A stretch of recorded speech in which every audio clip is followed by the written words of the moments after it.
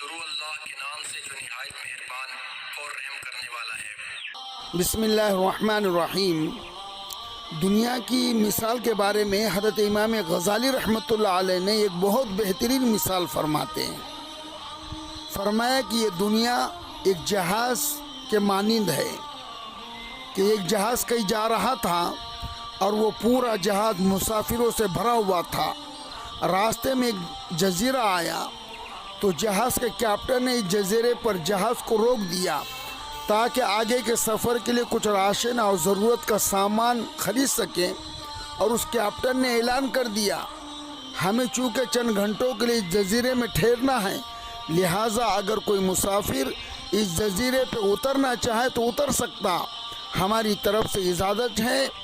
لیکن دیکھو یہ وقت ہے، اتنے وقت کے اندر یہ جہاز روانہ ہو جائیں گا۔ چنانچہ جہاز پر جتنے لوگ سوار تھے سب کے سب اتر کر جہاز کی سیڑھی سے نیچے اترے اور سیر کرنے کے لیے چلے گئے۔ جزیرہ جو بہت بڑا، شاندار، خوشنما اور ہرا بھرا تھا، اور اس میں بہت خوبصورت قدرتی مناظر تھے،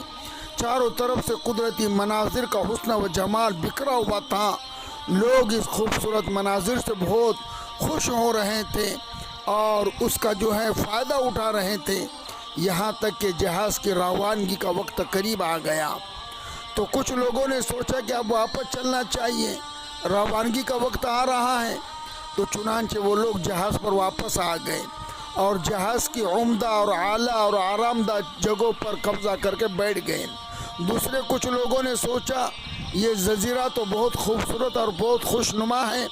ہم تھوڑی دیر اس جزیرے میں رہیں گے، یہاں پر لطف اندوز ہوں گے، یہاں کی مناظر کا جو ہے فائدہ اٹھائیں گے۔ چنانچہ تھوڑی دیر اور گھومنے کے بعد خیال آیا کہ کئی جہاز تو روانہ نہ ہو جائے۔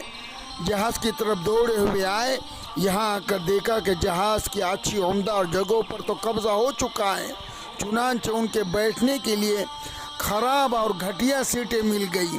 اور وہ وہیں پر بیٹھ گئے اور یہ سوچا کہ کم از کم جہاز پر تو سوار ہو گئے۔ کچھ لوگ اور تھے، انہوں نے سوچا یہ جزیرہ تو بڑا شاندار ہے، یہاں تو بہت مزہ آ رہا ہے، جہاز میں مزہ نہیں آ رہا تھا، چنانچہ وہ اس جزیرے پہ رک گئے اور اس خوبصورت قدرتی مناظر میں اتنے بدمست ہو گئے کہ ان کو واپسی کا خیال بھی نہیں آیا، ان کے دماغ سے وہ چیز نکل گئی۔ اتنے میں جہاز روانہ ہو گیا اور وہ لوگ اس میں سوار نہ ہو سکے۔ دن کے وقت تو وہ جزیرہ بہت خوشنما معلوم ہو رہا تھا اور اس کے مناظر بہت حسین معلوم ہو رہے تھے، لیکن جب شام کو سورج غروب ہو گیا، رات سر پر آ گئی تو وہی خوبصورت جزیرہ رات کے وقت میں بھیانک بن گیا، وحشت ناک بن گیا اور خوبصورت جزیرے میں ایک لمحہ گزرنا مشکل ہو گیا، کہیں درندوں کے خوف اور کہیں کسی جانور کا خوف۔ اب بتائیں وہ قوم جو جزیرے کے حسن و جمال میں اتنی محو ہو گئی تھی، اتنی کھو گئی تھی کہ جو جہاز جا رہا تھا اس کو چھوڑ دیا۔ اب بتائیں وہ قوم کتنے احمق اور بیوقوف ہیں۔ ہر عقل مند آدمی انہیں بیوقوف تصور کرے گا۔ تو یہ مثال بیان کرنے کے بعد امام غزالی رحمۃ اللہ علیہ فرماتے ہیں یہ دنیا کی مثال اس جزیرے جیسی ہے، لہٰذا اس دنیا میں دل لگا کر بیٹھ جانا اور اس کی خوشنمائی پر فریفتہ ہو جانا، ایسا ہی جیسی وہ قوم جو اس جزیرے کے خوشنمائی پر فریفتہ ہو گئی تھی، اور جس طرح اس جزیرے پر رہنے کو ساری دنیا احمق اور بیوقوف کہتی ہی ہے، اسی طرح اس دنیا پر دل لگانے والوں کو بھی دنیا احمق اور بیوقوف کہیں گی۔ میرے بھائیوں، ہم نے بچپن میں دیکھا کہ ہم بچپن کے اندر ہمارے ندی کے کنارے پہ مٹی کا گھر بنایا کرتے تھے، لیکن جب کوئی بڑا آتا اور ہمیں ڈانٹتا تم اپنا وقت ضائع کر رہے ہو، یہاں پر آ کے مٹی میں کھیل رہے ہو، جب وہ ہمارے بنائے ہوئے گھر کو توڑتا تھا تو ہمیں دل میں تکلیف ہوتی تھی کہ اتنی محنت سے میں نے وہ گھر بنایا اور اس نے آ کے پل بھر کے اندر وہ گھر کو توڑ دیا۔ بچپنا تھا میرے بھائیوں، اس وقت دل کے اوپر جو ہے بوجھ معلوم ہوتا تھا، دل چاہتا تھا کہ اس کا گلا دبائے کیونکہ بڑی محنت سے بنائے ہوئے تھی، لیکن آپ جب بڑے ہوئے عقل آئی اب پتہ ہوتا ہے کہ وہ ہمارا بچپنا تھا۔ تو اسی طرح کی آج جو دنیا کے جو مکانات اور بلڈنگیں ہیں میرے بھائیوں، جب اصل ہماری آنکھ کھلیں گی اس وقت بھی ہم یہ تصور کریں گے کہ ہم احمق اور بیوقوف تھے کہ ہم نے ہمارا وقت صرف اصلی آنکھ کھلنے سے پہلے ہمیں بھی چاہیے کہ اللہ نے یہ موقع دیا ہے رمضان المبارک کے اندر ہم نے اچھی عبادتیں کیے، اب اس نور کو باقی رکھنے کے لیے ہمیں جس طریقے سے رمضان میں ہم نے دنیا سے کنارہ کش کیے تھے،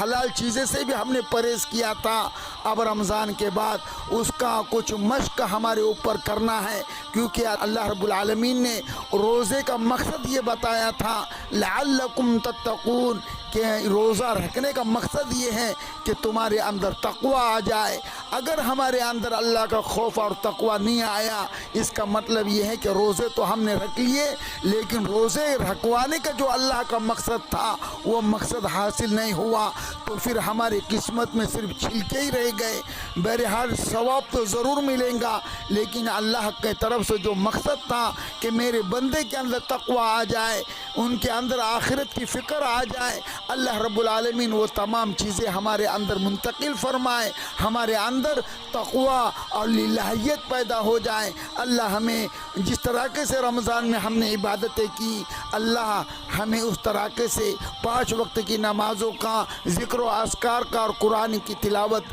ہمیشہ زندگی بھر کرنے کی توفیق عطا فرمائے، اور رمضان کا جو مقصد تقوی تھا، اللہ رب العالمین ہمیں تقوی نصیب فرمائے۔